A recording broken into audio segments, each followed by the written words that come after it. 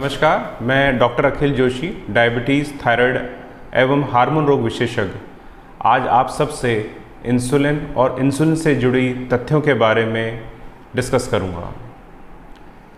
जब डॉक्टर के द्वारा मरीज को इंसुलिन प्रिस्क्राइब करा जाता है तो वह किन किन बातों का ध्यान रखें। जिस मेडिकल स्टोर पर रेफ्रिजरेशन की अच्छी सुविधा है वह दुकान उचित है। खरीदते वक्त इंसुलिन वायल पर एक्सपायरी डेट को चेक करें। जब हम इंसुलिन को हाथों के बीच में रोटेट करते हैं, अगर वह पूर्णतः घुल जाए तो इसका मतलब है वह इंसुलिन सही है। खरीदने के पश्चात बात आती है कि इंसुलिन को घर में कहाँ रखा जाए। जब हम दुकान से ले लेते हैं तो आइस पैक के द्वारा घर तक इंसुलिन को ट्रांसपोर्ट करना चाहिए और घर पर जाकर सर्वप्रथम इंसुलिन को फ्रिज में रख देना चाहिए। जहाँ बर्फ़ जमती है वहाँ इंसुलिन को बिल्कुल ना रखें। फ्रीज उसको बिल्कुल ना करें। इंसुलिन रखने का सही टेम्परेचर 2 से 4 डिग्री सेंटीग्रेड होता है। तो जहाँ बर्फ़ जमती है उसके सामने वाली शेल्फ पर हम इंसुलिन को रख सकते हैं। इंसुलिन उतनी ही मात्रा में खरीदें जितनी अपनी ज़रूरत है। ज़रूरत से ज़्यादा 2 महीने 3 महीने का स्टॉक कभी ना करें। इंसुलिन जो व्यक्ति गांव में रह रहे हैं जहां पर फ्रिज की सुविधा उपलब्ध नहीं है, वह इंसुलिन को मटके की हंडिया में पानी के अंदर इंसुलिन को लपेट कर रख सकते हैं और उस मटके की हंडिया को एक ठंडी जगह पर रखें ताकि तापमान ज़रूरत से ज़्यादा ना बढ़े। अब आती है बात इंसुलिन लगाने के लिए किन किन चीज़ों की ज़रूरत पड़ती है।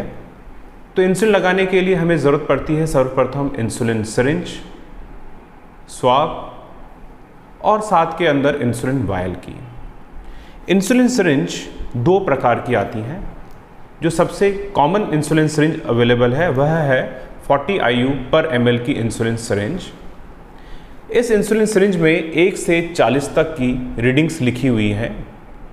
इस इंसुलिन सिरिंज का कैप लाल रंग का होता है।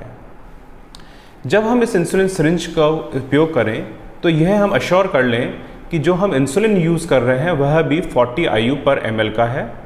वह इंसुलिन वायल के ऊपर लिखा होता है। उसी प्रकार एक दूसरे प्रकार की इंसुलिन सिरिंज आती है, वह होती है 100 IU पर ml की। इसमें 10-10 की ग्रेडिंग पर 100 तक की रीडिंग्स लिखी रहती हैं और इस इंसुलिन सिरिंज का कैप होता है ऑरेंज कलर का।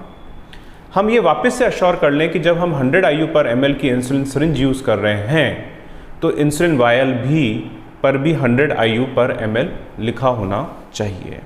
अब हम बात करते हैं कि हमें इंसुलिन कहाँ कहाँ लगाना चाहिए।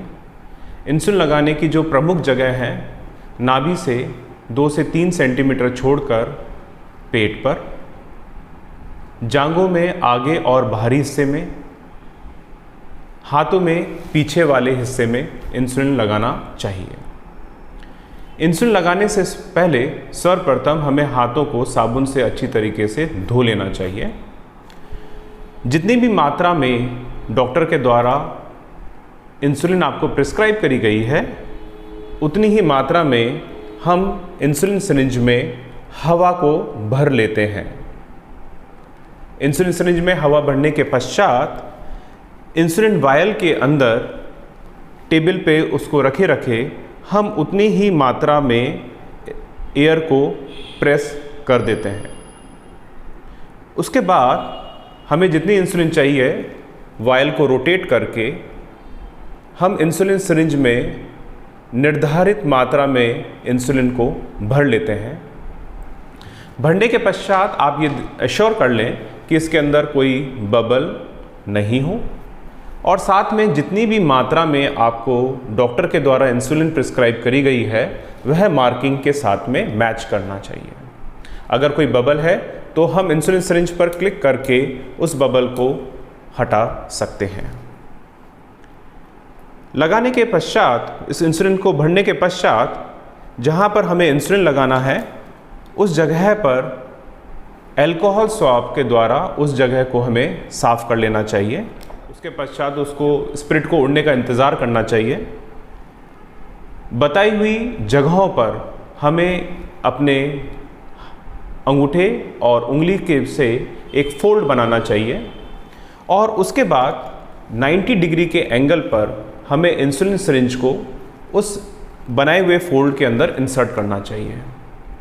जब हम प्लंजर द्वारा इंसुलिन को इंजेक्ट कर देते हैं, उसके बाद हमें तकरीबन 15 से 20 सेकेंड उसी अवस्था में रुकना चाहिए। हमें इंसुलिन सिरिंज को तुरंत बाहर नहीं निकालना चाहिए।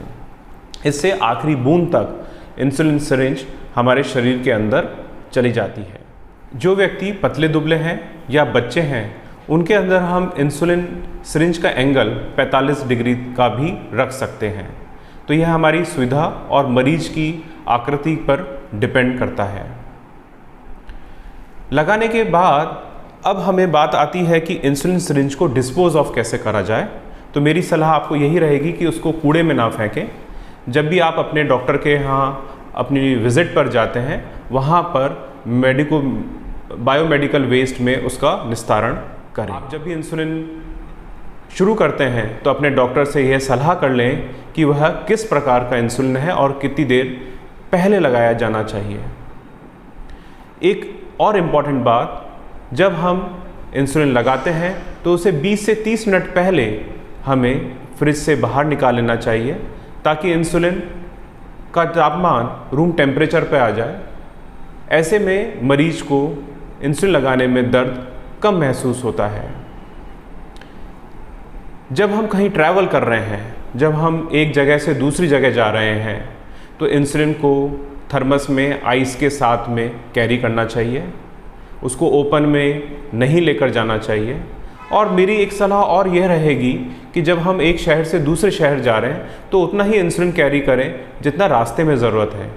नई जगह, नए शहर में पहुंचकर आप नई इंसुलिन की वायल खरीद लेना उचित रहता है। इंसुलिन जो मैंने आपको निर्धारित जगह बताई गई है, वहाँ पर हमें बदल बदल कर लगाना चाहिए। अगर हम एक ही साइट पर, एक ही जगह पर बार बार इंसुलिन लगाते हैं तो वह जगह हार्ड हो जाती है। उसको हम लाइपो हाइपरट्रॉफी कहते हैं। ऐसी जगह पर इंसुलिन लगाने से इंसुलिन का प्रभाव उतना सही नहीं रहता है। इसलिए उचित यह रहेगा कि हमें साइट्स को बदल बदल के लगाना चाहिए। एक इंजेक्शन से दूसरे इंजेक्शन के बीच में कम से कम 1 सेंटीमीटर का डिस्टेंस होना चाहिए। इंसुलिन से जुड़ी हुई एक दूसरी प्रमुख समस्या है हाइपोग्लाइसीमिया हो जाना। यह शुगर की गोली खाने वाले व्यक्तियों में भी हो जाता है, परंतु इंसुलिन में ज़्यादा कॉमन है।